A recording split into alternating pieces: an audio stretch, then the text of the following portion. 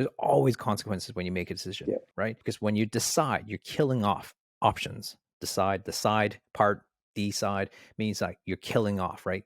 Insecticide, pesticide is to kill, and decide is like to kill off all options. And when you decide to kill off all options, like you have to look at the consequences, because whether I move to Europe, there's a consequence with that. If I stayed in Australia, there's a consequence.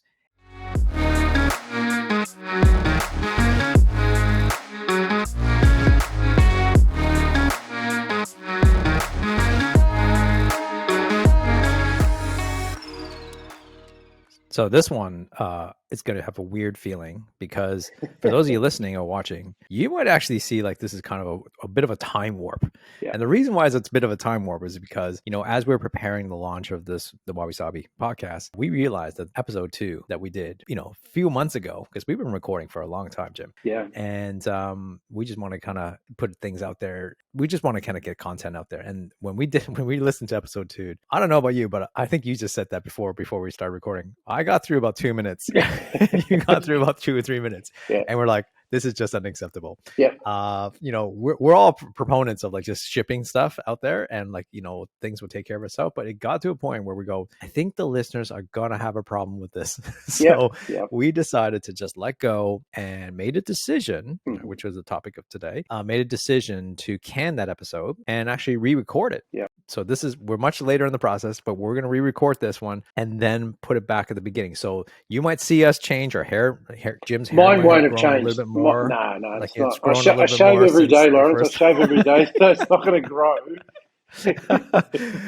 So the sequence of this one will be a little bit slightly out of order in terms of our stories and stuff, but we're a little bit more mature, we're a little bit more have more wisdom in our lives since that time, and we're going to talk about decision making and how important it is to make some of those calls. Like we have to make those calls all the time, deciding on if this is right or wrong. Jim, let's talk about that. Let's talk about decisions. And obviously the big elephant in the room is obviously people are going to want to know the decisions that we made when it comes to our family life and why we chose to leave Australia and move across the world to a totally different country and lifestyle. And I think we'll talk a little bit about that. So where would you like to start, Jim? Well, I think you started it perfectly, and full disclosure to everybody listening, that's exactly what we did. We had made a decision that what we recorded just didn't sit well with us. And a lot of people will quite often say to you, hey, I don't like the sound of my voice on recording. This was like really bad. It was my end that was letting everything down. And I got to within 2 minutes, I went, nah,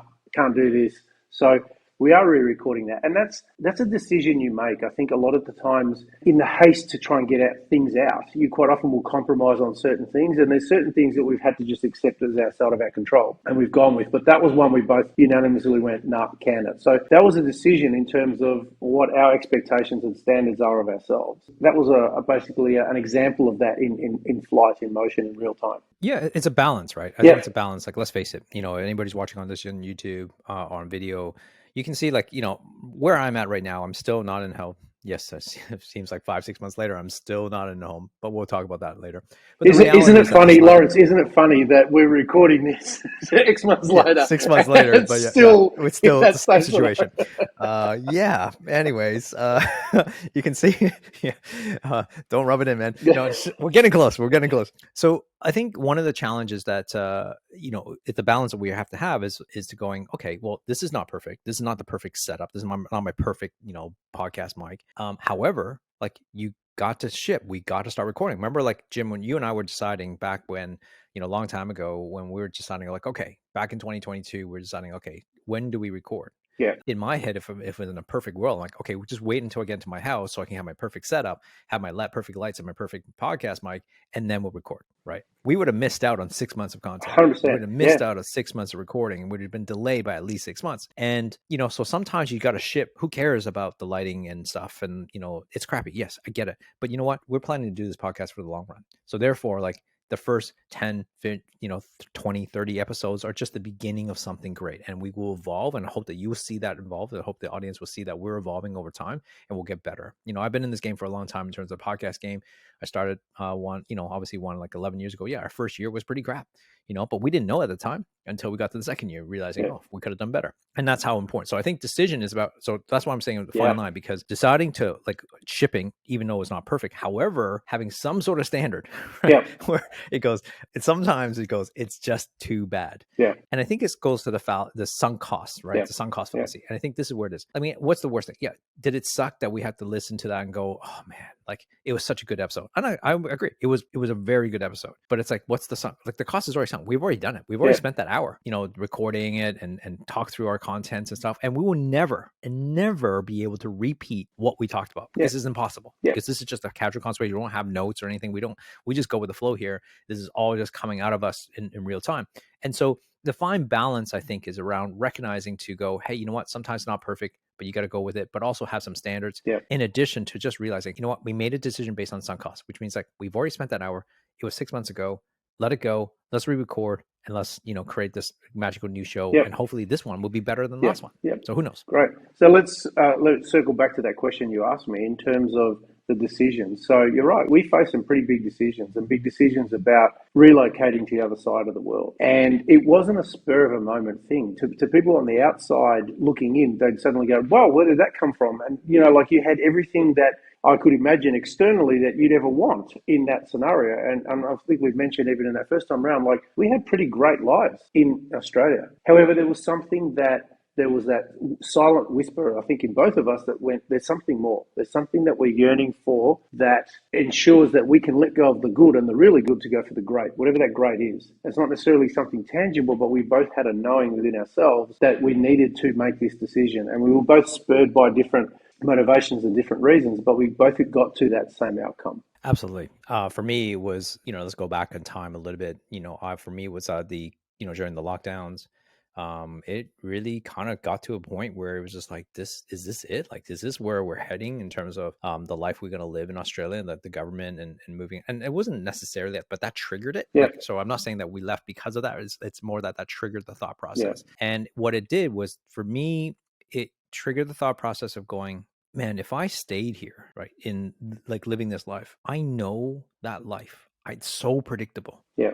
My daughter was in grade 7 and my son would have been grade 4. And I was like, man, another 5 to 7 years until they graduate. I can tell you exactly where we're going to go, exactly where we're going to shop, exactly the life every single weekend we're going to have. And that moment was like, that scares the living daylights out of me. That repeated pattern of going, I already know what that life looks like.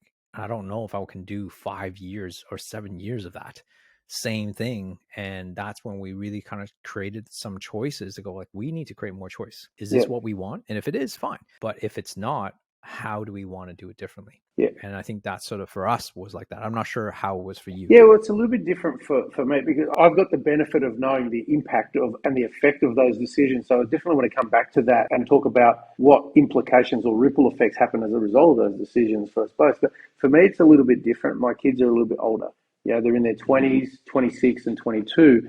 And we'd had this frank conversation. And it was, look, lockdown, what it did is it accentuated, how they quite often say money and alcohol accentuate the essence of a person. And if you're a really great person, that comes out more, et cetera, et cetera. Well, under compression, basically in that environment, we actually really looked at our current our situation and said the same things. Like, is this what I want? Is this how I want things to play out indefinitely? And it was actually really interesting because we had these really frank discussions and conversations within our family. And with our kids, both of them are independent. Both of them had gotten to a level of independence within their careers where they didn't need, quote unquote, mum and dad looking after them.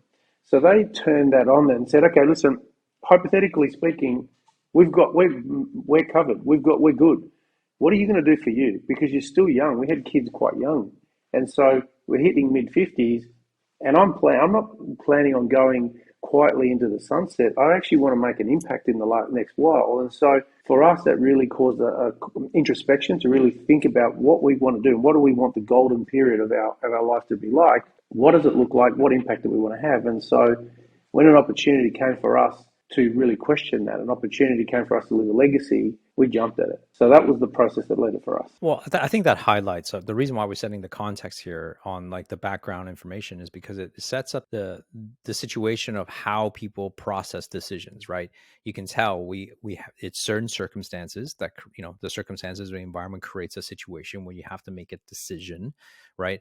And you can see what from Jim's story is that we are guided by most of the time guided by an outcome, right? That we actually want to pursue. And oftentimes I think that's really important as part of making a decision. Oftentimes I find that when people make decisions, they're deciding it based on the immediate impact Yeah. versus about taking yourself a little bit further back and from a higher level and looking at the impact that decision actually has to make. Yeah. Those are two different choices, right? You can easily make a decision going, no. Like I remember when I first decided, obviously my mother-in-law lives with us and in Sydney. And so therefore, like I had to make a decision go, well, if I make a decision that she's most likely going to have to come with us, right? Well, she's in her late 70s, and like to move to a new country again, that's hard, right? Like, she's from England, moved to Canada, moved to Australia, and now we're going to take her to Europe again. Like, it's like, at that age, does she, she has everything, she has her friends. Like, why would you put her through that? And so the immediate answer, if I was looking at the decision impact on just the small circle, would have been, hell no, there's no way we're going to go. But again, like what Jim says, like you want to make impact, you want to make a decision based on not just the immediate impact, but actually what is the trickle effect if I make this decision? So then now you're guided by purpose, you're guided by something bigger, not just the immediate, and not get scared about that, because it's so easy to just go, no, I won't do this because of this moment in time. So I don't know if you agree with that. Totally. I think that'd be one component of this. Yeah, right? totally. And I'd love you if you're okay to revisit what you shared in the first recording of this episode, particularly with regard to schooling and the impact that had as well, because you had to walk away from some things. You want to just share that, and then I can circle back and talk about that. Sure. Yeah. Like, like I said, Jim and I had a great life. Like there's no complaints about the life I had in Sydney. Sydney is a beautiful city. Australia's a beautiful country. I've been a citizen there for, close to 20 years. I was there for 20 years, citizen for like 18 of them. And I loved it. I loved that. And Karen and I have been looking around the world. We've been traveling a lot over the last, 10 years, and we've seen a lot of places, and we're always looking, where's the next place? And like no place has ever matched what Australia does, like, has in terms of beaches and lifestyle and the weather. And we're always looking, but no one's like, no, it's always something that's, that just doesn't feel right. So with all of that, on top of that, like my daughter was in high school. She has a full scholarship through high school, private school, full scholarship paid. She was a top student, and she got offered a full ride, and that would be at least in the six figures guaranteed over the next, 6 years or whatever she was going to be there. And she had her friends, and she was probably 13 at the time. Yeah, 13. So, pretty young, but, establishing those friendship groups, very tight group of girls. That's challenging, got the routine, all of us a routine. So to walk away from that, to make a decision, not just for me, but also for the impact on my kids and also financially, that's the thing that has to be there. And so when you walk away from that, they have to factor in. However, I was thinking to myself, like, okay, it's just money. Like if it would, like, no, I'm not saying it's just money. I'm not to throw away about that, but it's like, I have to look at all the things that could stop me from deciding. But again, I was led by the excitement and the uncertainty of where I was going to go and the life I would discover and the impact it would have, the family unit, the four of us at least, on how that would change the trajectory of my kids' life by moving to Europe. And when you factor, like, if you look at the implication when they grow up, let's say my daughter 5 years from now, she'll leave high school. I'm not sure if she's going to go to university or not. Well, it doesn't really matter. But her life is now more nurtured because she's Australian. She's Canadian in a way, even though she has a passport. Even though she's never been there. But she also has now European, and Portuguese.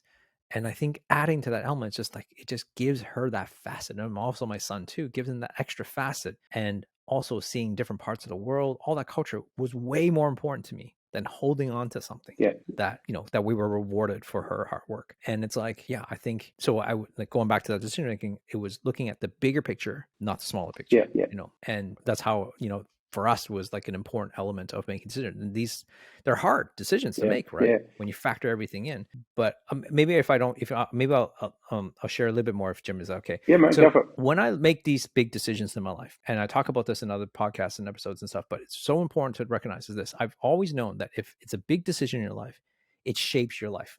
Okay, when I moved from Canada to Australia, it shaped my life. When I moved from Perth to Sydney, it shaped my life.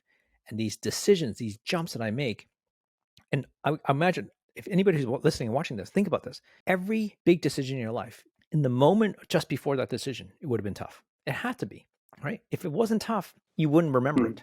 What did you have for dinner last night, Jim?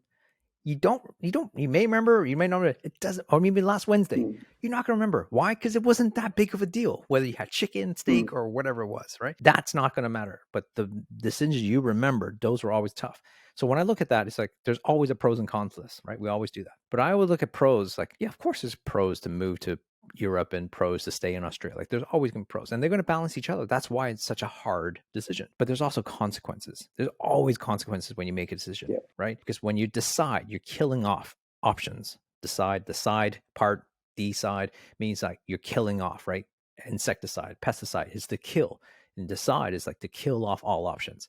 And when you decide to kill off all options, like you have to look at the consequences, because whether I move to Europe, there's a consequence with that. If I stayed in Australia, there's a consequence.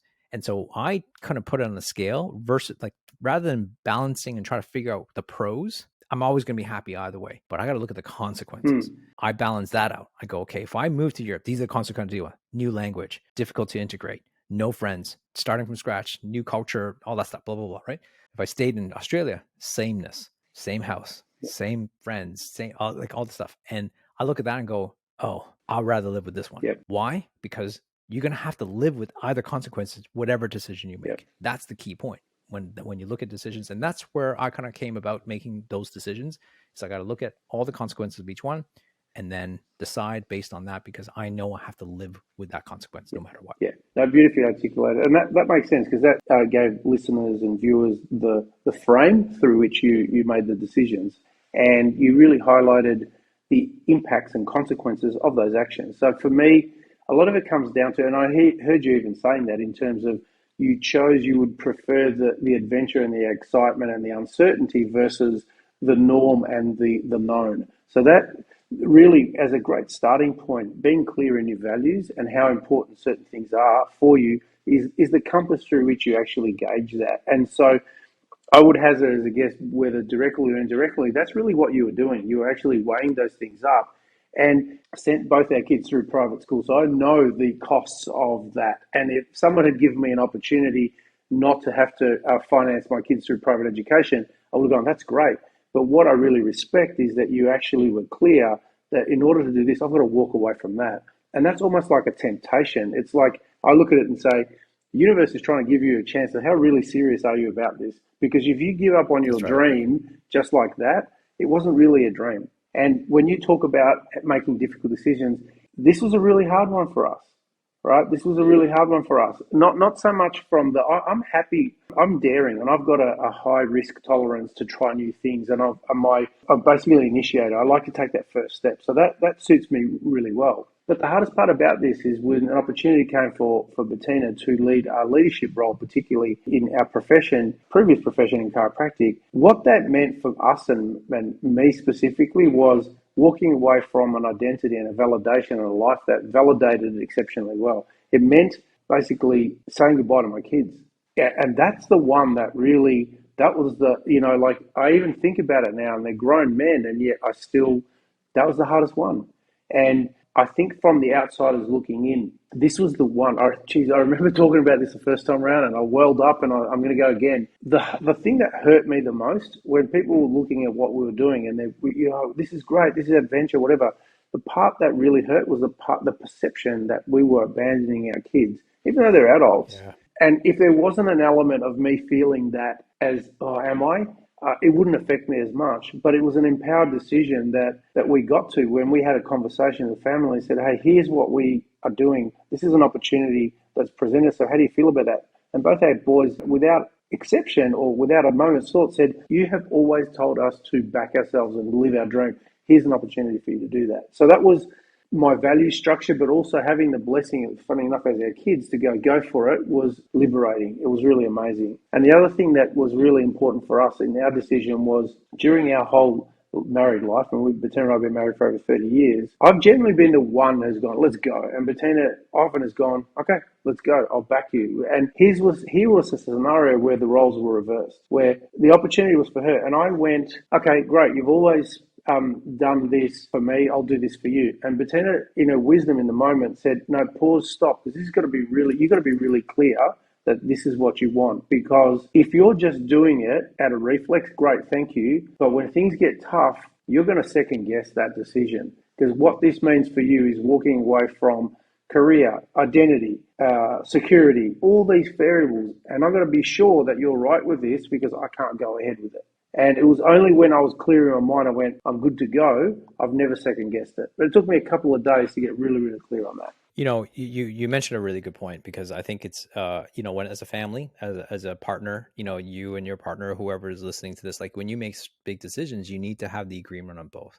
You just can't have one person who will agree and the other one goes along with it, because it'll end up biting you in the butt later on when the tough gets going, like when it really gets to those pointy ends. Or I mean, let's face it, like it's not all been rainbows and sunshine since we've been here.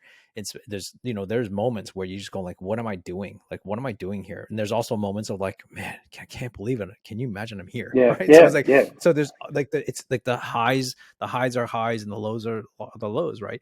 But having the clarity of what you just said, of knowing like, are you doing it for the right reason? Are you aligned with your values? Are you aligned with your purpose of doing this? Is such an important element to really consider on both parties if you're coming together. Because I think it's important. If you don't consider that, what it does is that it creates resentment. And it's very easy to kind of going, well, I told you so later. Like you're the one who brought me here. And not to say that we would have done that, but I can see that can go down that road when things don't go right. And I should never force anybody into a decision. I think when you're making a joint decision like this, when you make a decision like it needs to be joint. It needs to kind of work together on ensuring that. And so going back to what I started the conversation about for us, and just this one clarity, which was, I said to you that the mandates and the lockdowns started the conversation. And I remember having a discussion with Karen about this, like, yeah, it got us frustrated because we're very restricted. And we weren't as bad as say what you guys had to experience in Victoria, but New South Wales was 6 months lockdown. And that got us thinking. And the reason why I say it got us thinking was because I remember clearly saying to Karen, like, if we do this, I want to be very clear that we're not doing it because we're running away from the government and what they're doing. Because if I'm doing that, if I ran away, if I made the decision to leave Australia because of the things they were doing to us or at us or the future where it could head, then I'm always resentful. I'm running away from something versus about what am I running towards? And so I said, we have to be very clear. And you can see in my language and what I described the story was like, we're very clear on why we did it. We didn't leave because of Australia. That started the conversation, but we left because of the excitement of what the life we wanted to create. Yeah. And so I think that's important. I think if you're running away from something, which sometimes you have to, but I think if we were very clear to make sure we're running towards something, that we're leaving because we wanted to start a new life. So therefore there's never looking back and going, you did that to us. No, they didn't do anything to us. It's just like, we started a conversation and we wanted this life. Thank you for everything you did, going back to Australia, and thank you for COVID, for everything that they did, because it made us create new opportunities that we never saw if it never happened. And you're making the decisions from an empowered place, right? So anytime that you're making decisions out of fear, doubt, uncertainty, they're going to be reactive decisions, right? And anytime that you're making decisions out of anger, righteousness, and what we call FU energy, then you've got to clean it up because they're not actually clean decisions. So to me, and from what I'm understanding from you, both you and Karen, Bettina and I got to a place of empowered when we asked ourselves some really tough questions and got great resolution around why we're doing what we're doing. And then we acted from that place. Had we done them from fear or uncertainty or anger, it probably would have been a different outcome.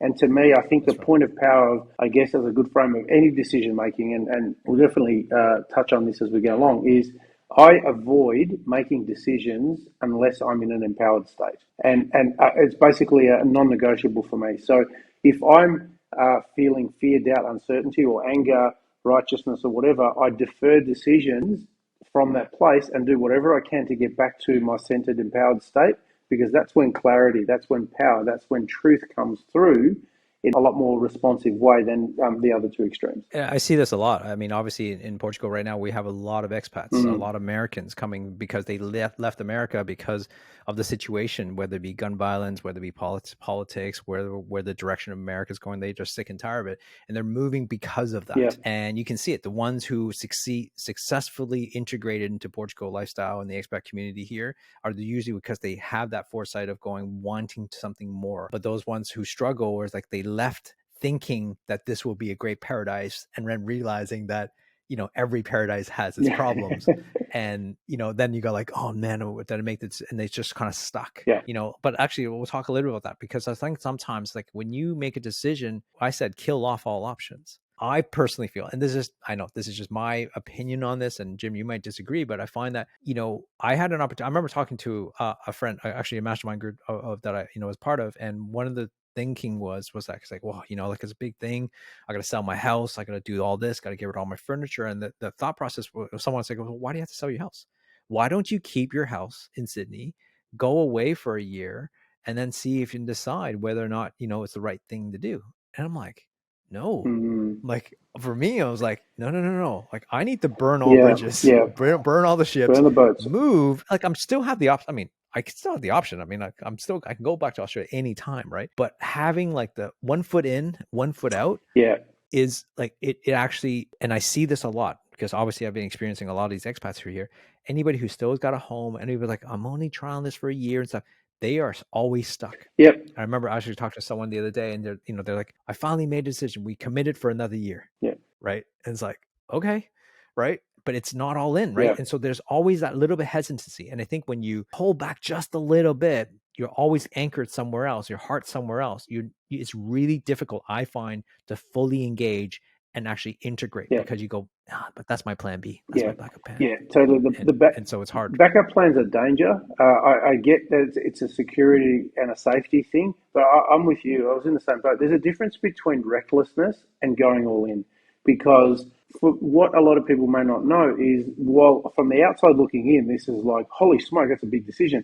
We were both very strategic, and we were both very we researched this really, really well. So we can make decisions very quickly, but we're not reckless. But I, like you, same thing. It's like, I've got to go all in and give this every opportunity.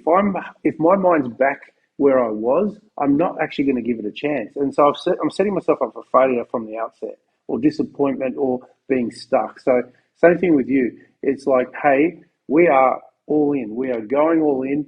And if it doesn't work out, okay, fine. I will change the strategy and then be all in something else. But to me, that little bit pregnant, kind of thing, it's not, you're either pregnant or you're not. And for me, it was Yeah. like, I'm all in or I'm not. And I can't do Yeah. that half-hearted stuff. That doesn't work for me very, really well at all. Yeah.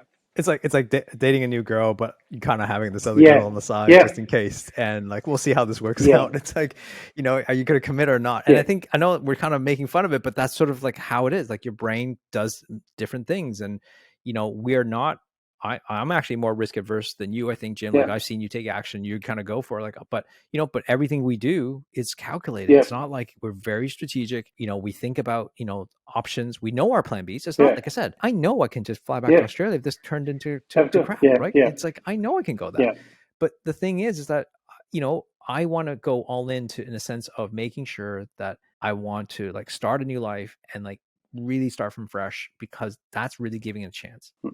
We do come into the thought process of, like, giving this 1 to 2 years and then see how we go, because we don't know what the life's going yeah, to be. I mean, I'm just predicting. My family's never been to Portugal. I've been here for 5 days before we arrived.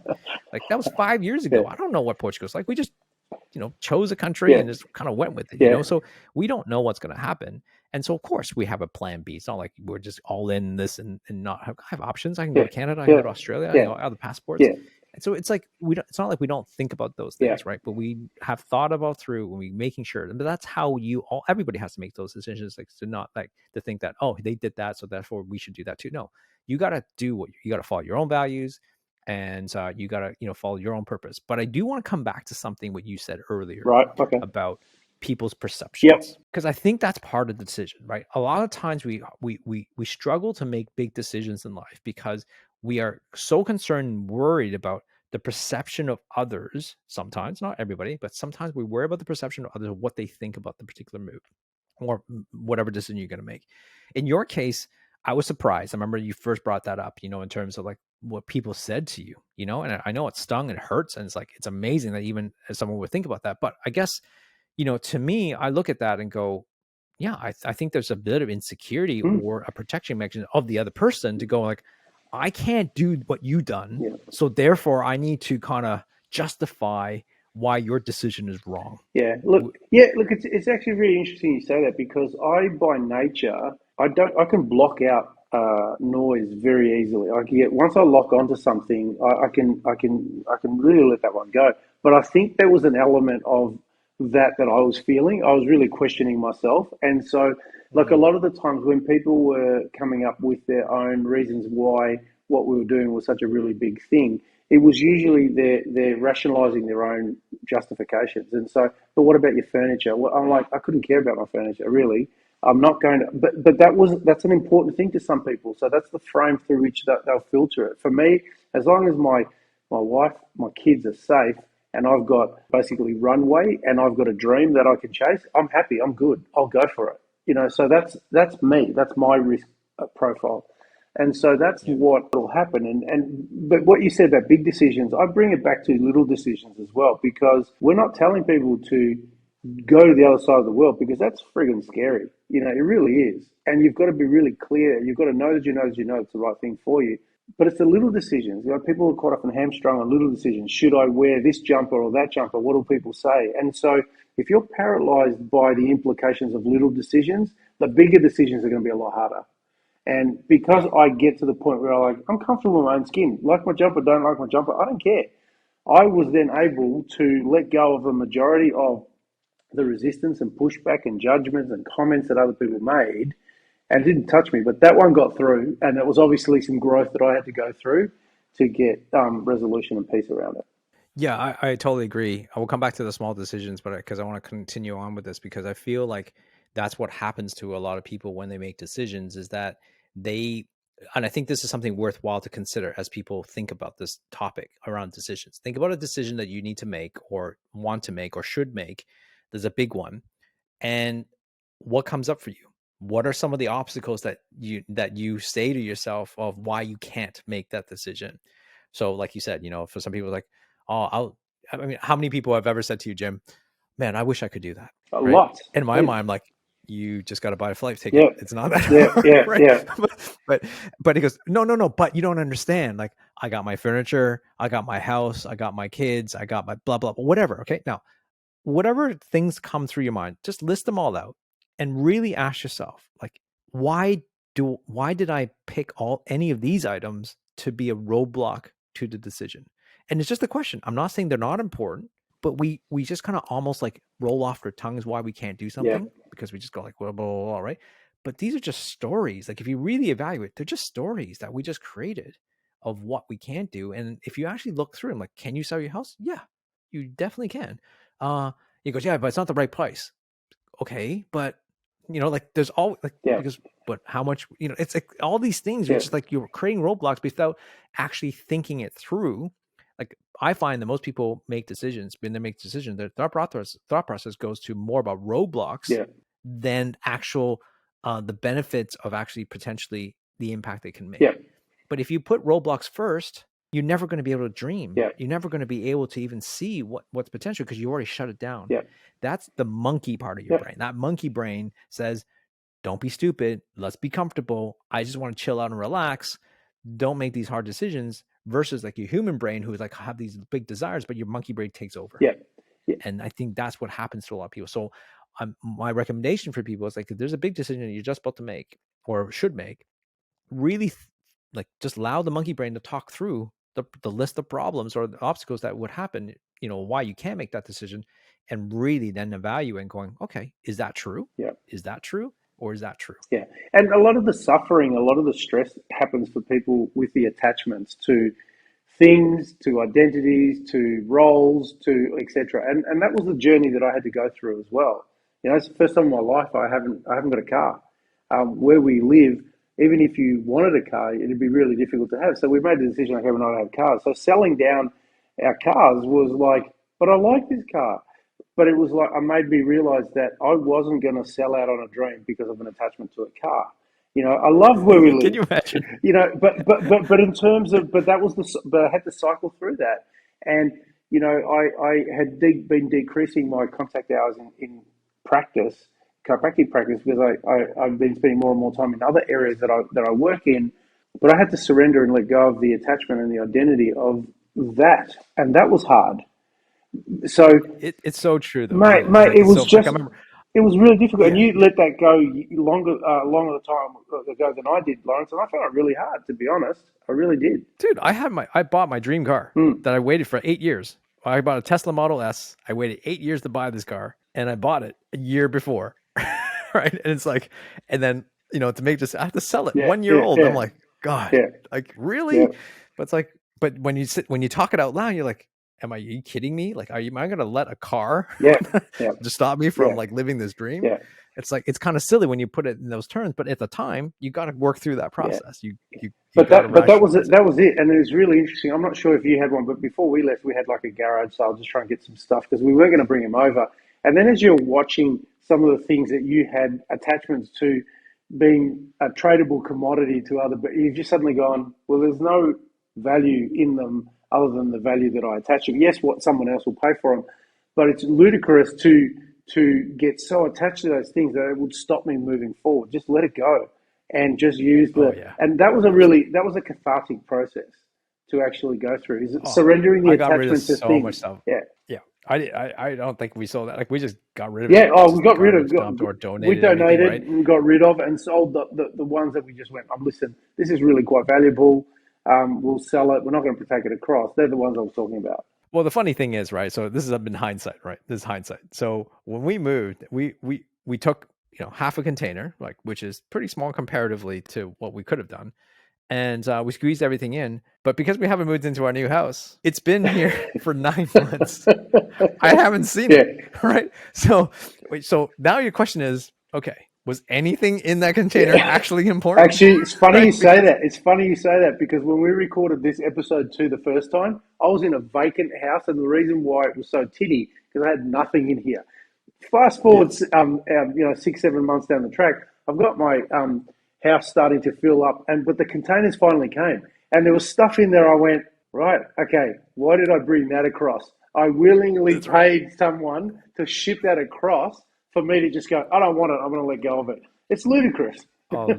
Oh my God. My kids have grown so much in the last 9 months, and I'm going to open that container with molded. And I'm sure kids have grown out of their clothes because we had to buy new Yeah, clothes. We only came in with one luggage each. Like, the only thing that I think is actually important is any memorabilia that I actually had, a computer that, that probably hopefully is not broken. And like any sentimental things, which I could have just carried over. And yeah, it's like, I just wasted like, at least 15 to 20 yeah, grand worth of yeah, shipping yeah, cost.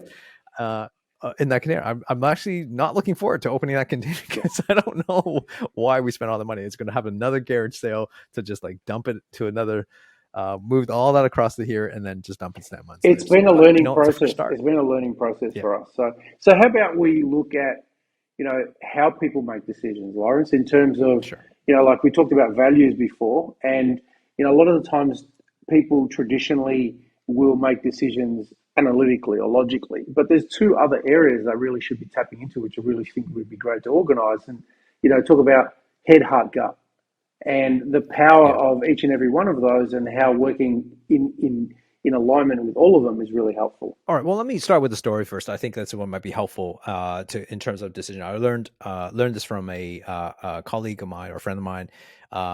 He was a former Navy SEAL sniper in the U.S., and I was actually in Japan with him, and we were doing a speaking gig for the U.S. Army. And we had a lot of time together over those 3 days, and I was asking him a question. I'm like, how do you guys make decisions, as a Navy SEAL? You're going into like life and death situations all the time. You go into these environment, walk me through these instant reactions, right? Because they have to be smart. They must be trained, in some way to know these decisions. And his answer really surprised me, like really, really surprised me. So here's what he said. He goes, when we first make decisions, when we go into like any given moment, like I say, I have to go inside this room, or don't we go inside this room, or do we go into this area? Do we not go into the area? The first part that we check in is actually our gut, our intuition. What does our intuition say? And I was like, well, really? And he goes, yeah, like my intuition. He goes, that's the first level. He goes, you have to listen to your intuition. Your intuition is never wrong. So you have to go with, like, you got to check in with your intuition. Goes, should I go or should I not go in? If the intuition says no, you just listen to the intuition. It doesn't matter what anybody else says. And so that's level one. But sometimes you ask your intuition, it doesn't give you an answer, right? Your intuition doesn't have any answers to this particular situation. Okay. Then if that doesn't happen, then you got to go to the second level. And the second level is instincts. Now, instincts are things that you're trained to. Like as a Navy SEAL, you can imagine they go, all these ops and all these training and stuff, they're ready to fire, and you do that because you do it so that it's second nature. It's muscle memory to actually do it. So that's when the training comes involved, right? So anybody who's played any sport, your instinct kicks in to know what to do. If you played tennis before, you can hit a ball, right? Because it's instinct to be able to do that. So that's the second level. So you got to go, what is my instinct? What my training has taught me in this level?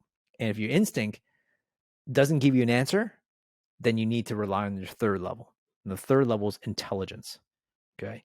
Which is then, these are data, based on the probability of, the data and the information given to us by this, about it, should we go into this room? And what was interesting, he said, though, he says the higher level you go up from intuition to instinct to intelligence, the higher you go up, the higher the probability of making a mistake. And I was like, whoa, that is blows my mind in terms of how, life or death situation, we're most of us are not in life decision.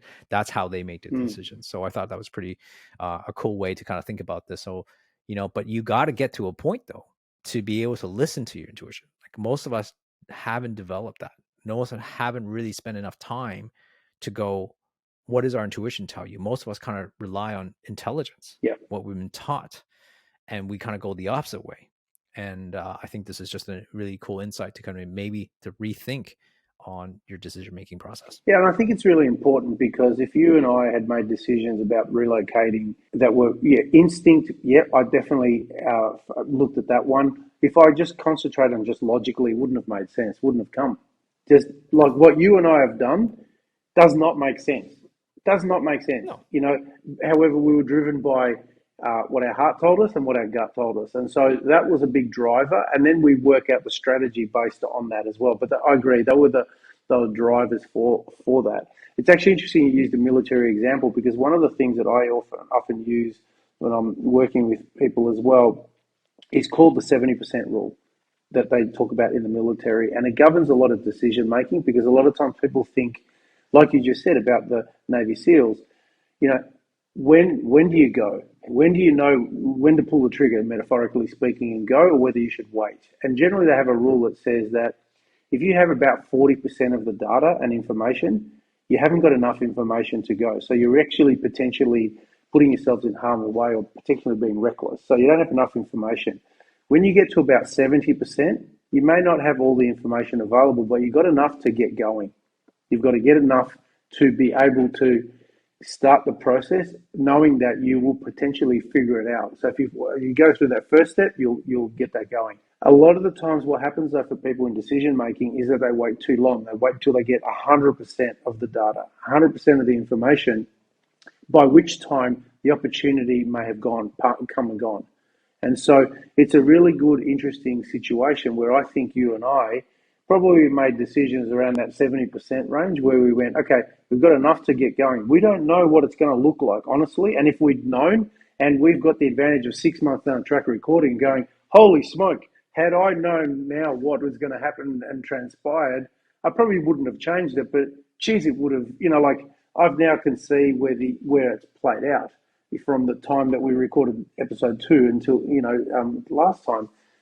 I still wouldn't change it, but there's a lot of things that we've had to work out along the way once we start the trajectory and the motion. I think sometimes it's also too like when you have too much information, it Yeah, actually clouds your yeah, judgment and actually makes the decision too hard. And there's like a study, where they where it's called decision fatigue, yeah, right? Like you got a moment of like this the peer study, which was like you go to a grocery store and there's like a yogurt company, and this yogurt company has like 10 different flavors. It's got strawberries, blueberries, mangoes, and strawberries, and blah blah blah. Like it just have all these different flavors of yogurt.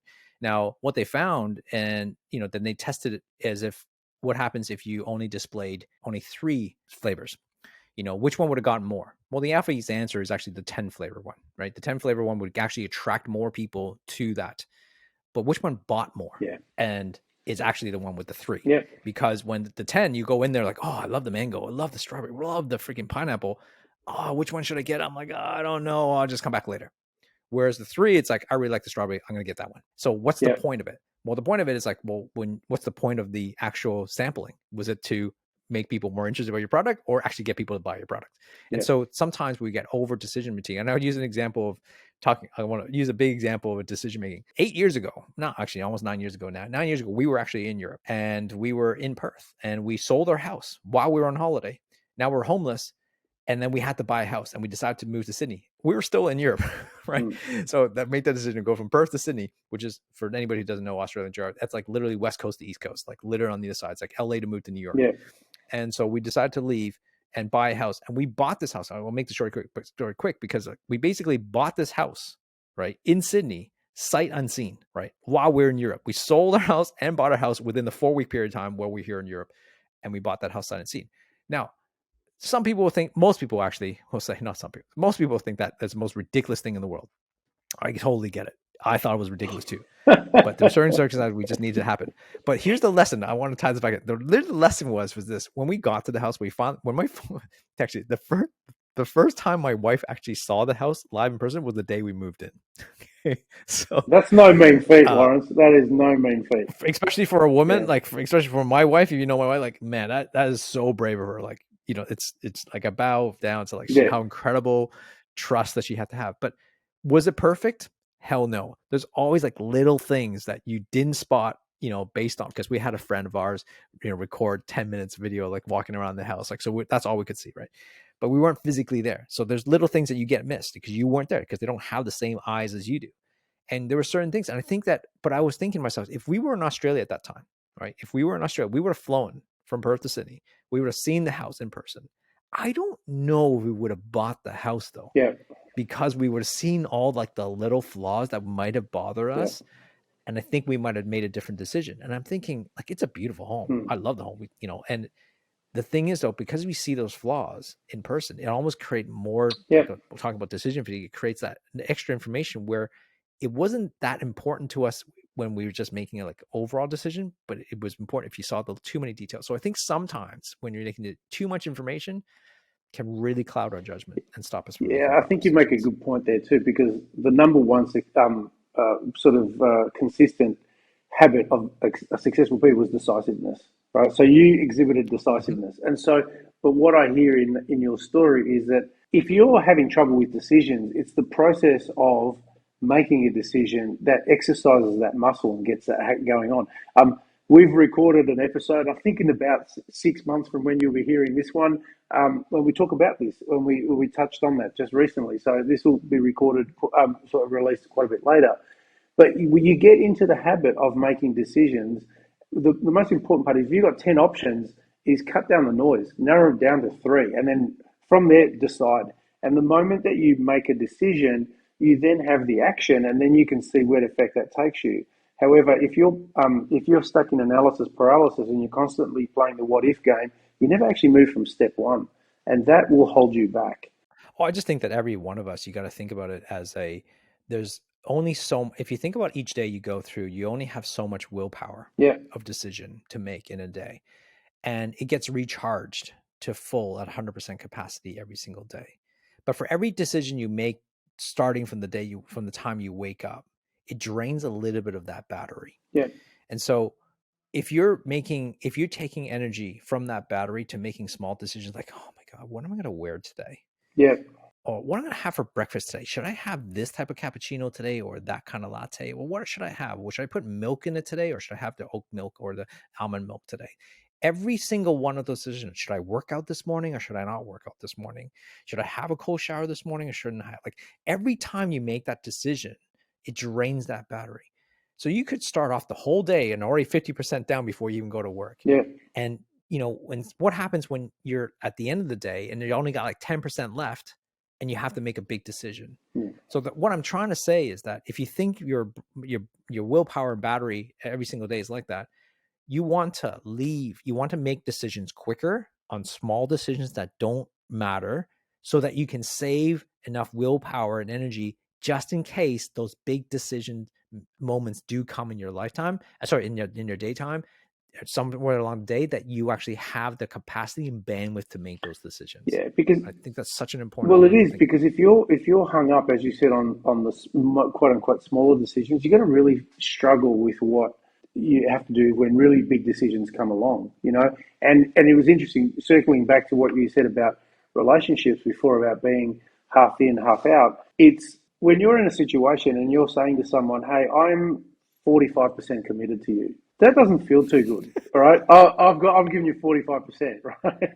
It's funny when you put it that way. It's potentially confronting, but that's what a lot of people do, right? And so Yep. if you're deciding, hey, I'm with this person, I'm all in, wherever this will take me, good, bad, or otherwise, you're giving it a chance to play out. You're not playing second guessing. You're not driving alternative scenarios. For me, that's not a judgment call. It's just basically saying, here's how it plays out in relationships, because we see this happen all the time when we're talking to people. They're playing the what if they do this, if they do that, and it's like, hey, cut down the noise, focus on what you're doing, decide if this is right for you, if this is the right path for you, and let it run, let it follow through, and getting into the habit of making micro decisions regularly so that you don't have basically distortion and noise affecting your clarity. Well, on the flip side of that relationship is also that when just that, saying what you just said is so important, but also remember that when the situation changes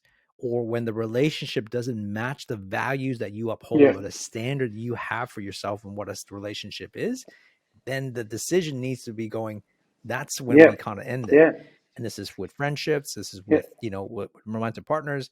Like it's such an important element, right? Because we're not saying stay in a relationship because you're got to be all in. No, it's like all in until like situation yeah, changes, right? And if the situation no longer suits you or no longer fits within those value systems that you have, I think that's really important to go. Then you have to make certain decisions as well. And breaking up with someone is really hard, yeah, right? It's really difficult. To letting go of someone, firing someone, it's really hard to do, but it's a necessity. I think it's a necessity of what, of a business. It's a necessity of being an entrepreneur. It's a necessity of having great relationship. Is because you don't, sometimes, you got to go through trial and error to find out what's the better relationship to have. But again, going back to the flip side, doesn't mean you give up on your relationship no, just because no, it doesn't match your first instinct. So it's having that line, the standard of your values, or what you have, and the standards you want to have for yourself and your relationship, but also recognizing that you need to be committed to ensure that yeah, relationship works. cool. So, Lawrence, I reckon we start rounding out our podcast episode, and I guess if I was going to summarize the takeaway for this is it would be to say, making decisions can be easy if you're clear in your values. It can be really hard if you're not. The process of learning the how to make decisions and make them clearly really serves you very well for those situations where you have to make big decisions. And even when you have to make big decisions, they're not going to be easy necessarily. You're going to be hard. You're going to be stretched. It could be painful to make those decisions. But it's just being clear on who you are, what your values are, helps you make those situations, and then you find the courage to make those decisions. So it's a process. It's not, we've had to walk through the fears, doubts, uncertainties to do what we're doing, and your journey may not be similar to ours. You may just find a situation in your world that's going to really challenge you there to make some tough decisions.